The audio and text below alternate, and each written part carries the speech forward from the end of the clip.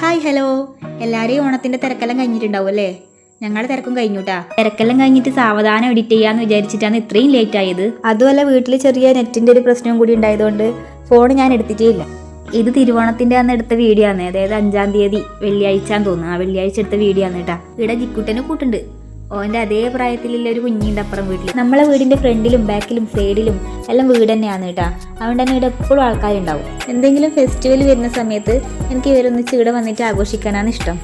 പിന്നെ കുറച്ചാളെങ്കിലും എന്നോട് ചോദിച്ചിട്ടുണ്ട് മായ എന്തിനാ മുടി മുറിച്ചതെന്ന്. പുച്ഛിച്ച ആൾക്കാരുണ്ട്, കുറ്റം പറഞ്ഞ ആൾക്കാരുണ്ട്. ഏകദേശം 1 വർഷത്തിൻ്റെ അടുത്ത് മായ സുഖമില്ലാതെ ഉണ്ടായിന്. നിങ്ങൾ ഡിപ്രഷൻ പേഷ്യൻറ്റിനെ കണ്ടിനാ? മായ ആ ഒരു സ്റ്റേജിലായിരുന്നു കേട്ടോ ഉണ്ടായത്. ഇപ്പോൾ ഓക്കെ ആയി വന്നു. ആ ഒരു സമയത്ത് അവളെ മുടി ഒരുപാട് കൊഴിഞ്ഞു പോയിന്. അങ്ങനെയാണ് അവൾ മുടി മുറിക്കുന്നത്. അപ്പോൾ ഇനി ആരെയും കാര്യം അറിയാതെ സിറ്റുവേഷൻ നോക്കാതെ കുറ്റം പറയാൻ നിൽക്കരുത്.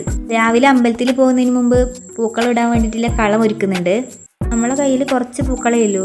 3 കളറിലെ പൂക്കൾ മാത്രമേ നമ്മളെ കയ്യിലുള്ളൂ. ചെറിയ കുഞ്ഞുങ്ങൾ ഉണ്ടായോണ്ടേ പൂക്കളം ഇടാൻ പറ്റുമോ, അവർ കൊളാക്കുമോ, അങ്ങനെ ഒരു പേടി മനസ്സിലുണ്ടായിന് കേട്ടാ. അങ്ങനെ അനിയനും അരുണേട്ടനും പൂക്കളം സെറ്റ് ചെയ്യാൻ തുടങ്ങി.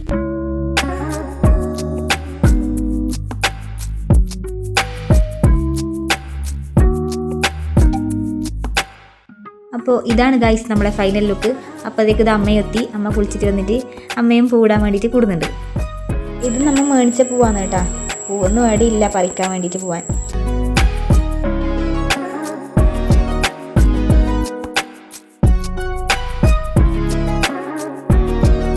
ഇങ്ങനെ പൂക്കളെല്ലാം സെറ്റാക്കിയിട്ട് നമ്മൾ അമ്പലത്തിൽ പോകുന്നുണ്ട്.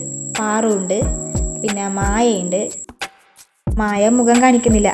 പിന്നെ അരുണേട്ടനുണ്ട്, ഞാനുണ്ട്, കുഞ്ഞിയുണ്ട്. മനുവേട്ടനും മായ ഇല്ലേപ്പാ, ഓളേട്ടനാണ് ഇത്. ഓൻ്റെ വൈഫും കുഞ്ഞിയും സ്കൂട്ടിയിലാണേ വന്നത്. അങ്ങനെ നമ്മൾ അമ്പലത്തിലെത്തി. രാവണേശ്വരം പെരുന്തൃക്കോവിലപ്പൻ ക്ഷേത്രം. ഈ അമ്പലത്തിന് നമ്മുടെ നാടിൻ്റെ പേരുമായിട്ട് ബന്ധമുണ്ട് എന്നാണ് വിശ്വാസം. നമ്മളെ നാടിന് ഇങ്ങനെ ഒരു പേര് വരാൻ കാരണം, അല്ലെങ്കിൽ രാവണേശ്വരം എന്ന പേരിൻ്റെ ഒറിജിൻ ഈ ഒരു ശിവക്ഷേത്രമാണ്. എത്ര അടുത്ത് ഇങ്ങനെ ഒരു അമ്പലം ഉണ്ടായിട്ടും ഞാൻ ഇങ്ങോട്ടേക്ക് വരലേ ഇല്ല കേട്ടാ. ഞാൻ അവസാനമായിട്ട് എപ്പോൾ വന്നത് അതും എനിക്ക് ഓർമ്മയില്ല.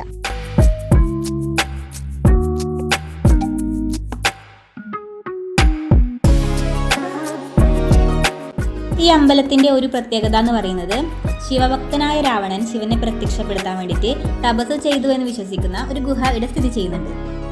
ഇതാണ് കേട്ടോ ഗുഹ. ഇതിൻ്റെ ഉള്ളിൽ ഇങ്ങനെ തുരങ്കം പോലെ ഇങ്ങനെ ഉണ്ട്. പിന്നെ ഇല്ലത് യക്ഷിയമ്പലം, യക്ഷിയമ്മ ദേവസ്ഥാനം. യക്ഷിയമ്പലത്തിലേക്കൊന്നും ഞാൻ ഇതുവരെ പോയിട്ടാ. ജനിച്ചിട്ട് ഇത്രയായിട്ടും യക്ഷിയമ്പലത്തിലേക്ക് പോകുന്നത് ആദ്യമായിട്ടാണ്. യക്ഷിയമ്പലത്തിലേക്ക് സ്ത്രീകൾക്ക് പ്രവേശനമില്ല എന്ന് അങ്ങനെ പറയുന്നുണ്ടായിരുന്നു. നേരത്തെ ഒരു ടോക്ക് ഉണ്ടായിരുന്നു, ഇപ്പോൾ അല്ല. അതുകൊണ്ട് നമ്മൾ ഈ അമ്പലത്തിലേക്ക് വരുമ്പോൾ യക്ഷിയമ്പലത്തിലേക്ക് കയറലില്ല. അരുണേട്ടൻ കുഞ്ഞിനെയും കൊണ്ട് ഫോട്ടോ എടുക്കാൻ വേണ്ടിയിട്ട് പോകുന്നുണ്ട്. ഫോട്ടോഷൂട്ടെല്ലാം കഴിഞ്ഞിട്ട് നമ്മൾ വീട്ടിലേക്ക് പോരായി. ഇന്ന് ഓണായതുകൊണ്ടെന്ന് തോന്നുന്നു നല്ല ആളുണ്ട് കേട്ടോ അമ്പലത്തിൽ.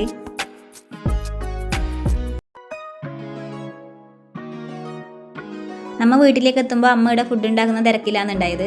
അമ്മ ഒറ്റയ്ക്കേ ഇല്ല. അപ്പോൾ എല്ലാം നേരത്തെ ആക്കാൻ വേണ്ടിയിട്ട് അമ്മ നേരത്തെ തുടങ്ങി പാചകം എല്ലാം.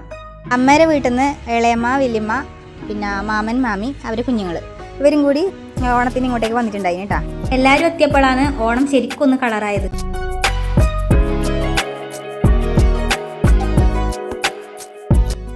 നമ്മളെ ഓണസദ്യ ഇവിടെ റെഡി ആയിട്ടുണ്ട്.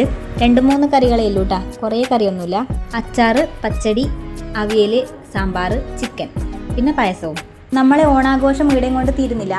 കുടുംബശ്രീ അംഗങ്ങളും നമ്മളെ ക്ലബ്ബും പിന്നെ പുരുഷ സ്വയം സഹായ സംഘത്തിലെ ആൾക്കാരും ചേർന്നിട്ട് ഒരു ഓണപരിപാടി സംഘടിപ്പിച്ചിട്ട് അതിൻ്റെ വീഡിയോ ഞാൻ വേറെ ചെയ്യുന്നുണ്ട്. ഇതിലും ചെയ്തെങ്കിൽ ചിലപ്പോൾ ലെങ്ത്ത് കൂടി പോകും. അതുകൊണ്ട് അടുത്ത വീഡിയോയിൽ ഞാനത് അപ്ലോഡ് ചെയ്യുന്നതായിരിക്കും.